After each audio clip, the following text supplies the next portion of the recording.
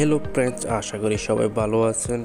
Technology tips চ্যানেলের পক্ষ থেকে সবাইকে স্বাগতম। তো আজকে আমি আপনাদের সামনে এমন একটা ভিডিও নিয়ে হাজির হয়েছি, আপনার হাতে থাকা স্মার্টফোনটির কীভাবে নেভিগেশন চেঞ্জ করবেন।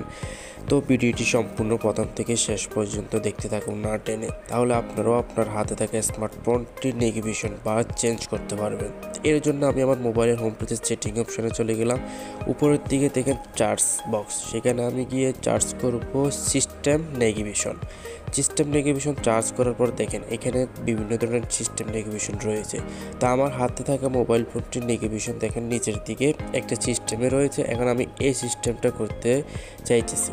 এখন দেখেন আমি এখানে ক্লিক করার পরে অ্যালো করে দিয়েছি। অ্যালো করার পরে দেখার পরে দেখেন অটোমেটিক আমার হাতে থাকা স্মার্টফোনটির নিচের দিকে আপনি লক্ষ্য করুন নেভিগেশন বার চেঞ্জ হয়ে গেছে।